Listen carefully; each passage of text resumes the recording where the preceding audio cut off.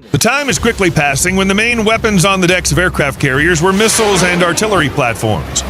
Modern militaries are increasingly turning to technologies that can drastically reduce the cost of combat without losing effectiveness. Thus, combat lasers might become the symbol of a new approach in military affairs. But is there a ship capable of generating enough energy for them? The answer is obvious: Ford-class aircraft carriers. Today we'll be figuring out what the real capabilities of lasers are in naval warfare and what advantages we can get from them in the war of the future. The Gerald R. Ford class of aircraft carriers, or should I say supercarriers, began their long and strange journey under the CVN-21 program, for which the U.S. Navy requested $1.5 billion in the FY 2004 budget. And although construction of the lead ship of the Gerald R. Ford CVN-78 class began exactly as planned in 2007 at Newport News Shipbuilding, the total cost to American taxpayers for the new toy of the fleet increased to $12.8 billion for the ship and another $4.7 billion for research and development work. But let's be completely honest, it was worth it. After all, this aircraft carrier is a true technological miracle whose evolution, as is the case with most ambitious projects, was not without headaches for its creators. Its dimensions in real life are even more impressive than on paper. This ruler of the seas and oceans impresses its viewers with a displacement of 100,000 tons, a length of 1,106 feet, and a width of 256 feet, which is comparable to the size of more than 3 football fields, and its height of 250 feet is literally just short of the spire of Trinity Church in New York.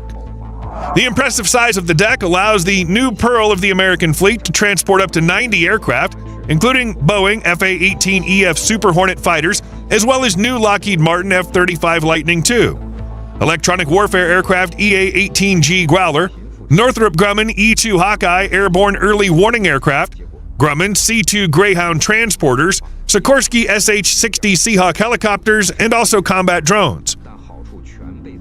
It would perhaps be surprising if Ford supercarriers had no external distinctive feature from the Nimitz class that preceded them. The new class of vessels received a more aft location of the island, freeing up more space on the deck and the absence of bulky antennas. Over the decades of operation, Nimitz has absorbed many new technologies, but the carrier's ability to support the latest U.S. technological advances falls far short of Ford supercarriers. Moreover, the main problem here is the limited possibilities for generating electricity. Although it's not too surprising, since the Nimitz propulsion systems were developed back in the 1960s, when all onboard systems required much less energy.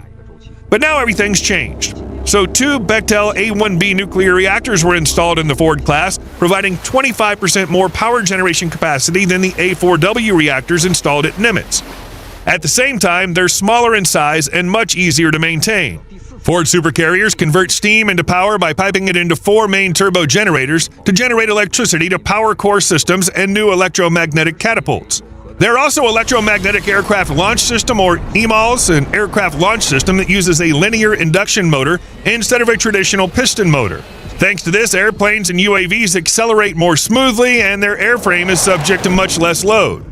An additional plus for electromagnets is the reduction in the aircraft carrier's need for fresh water and energy-intensive desalination in general. However, EMALS is not the only one. Electromagnets were also used in the new Advanced Arresting Gear System, which replaced the hydraulic system introduced more than half a century ago. AAG also relieves aircraft of unnecessary stress during landing and is a more flexible, safe, and reliable system overall. Simply put, now experts don't have to worry that the newest drones entering Ford's air wing are in danger due to sudden braking caused by hydraulics. The main stumbling block for the USS Ford was not even its staggering high cost, but rather the Advanced Weapons Elevator, a system of elevators powered by electromagnetic motors that allows you to quickly move ammunition from the weapons departments to the flight deck. The main trick is that due to the thoughtful placement of these elevators, ammunition will not cross any air-wing movement zones, reducing to 0 possible problems with movement in hangars and on deck, due to which rearmament of aircraft will now take minutes, not hours. And although these elevators forced a delay in the ship's deployment, originally 2018 moving to 2022, the U.S. Navy still allowed the Ford crew and Air Wing to begin training in the spring of 2020 and even conduct shock testing in the summer of 2021. The ship bravely withstood the explosion of 40,000 pounds of TNT underwater nearby, but judging by the subsequently recorded earthquake measuring 3.9 on the Richter scale, it certainly shook up the sea creatures. All this time, the contractors continue to work hard on the functionality of the elevators, completing and handing them over to the Navy one after another. The carrier sensors and radars are also trying to keep up with other components in terms of innovation. Ford received the latest dual-band radar, DBR, which Raytheon developed specifically for the futuristic Zumwalt-class destroyers. Unfortunately, Zumwalt was ahead of its time and turned out to be too expensive, but their radars took root quite well on board the Ford class.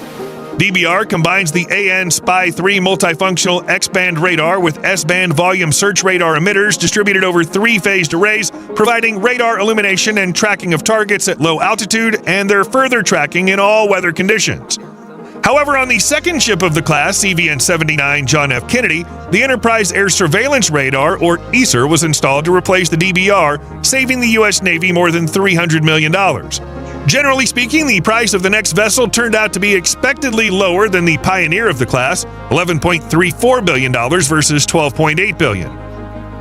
The fangs of the aircraft carrier are 2 launchers of surface-to-air missiles, RAM-162 evolved Sea Sparrow, ESM, 2 platforms with small homing surface-to-air missiles, RAM-116 rolling airframe missile, RAM, 3 Phalanx close-in weapon systems, Sea-Whiz, 4 25mm Mk-38 machine guns, and 4 more M2 Browning 50 caliber machine guns. But all this power may fall short before a new danger in the face of enemy hypersonic missiles.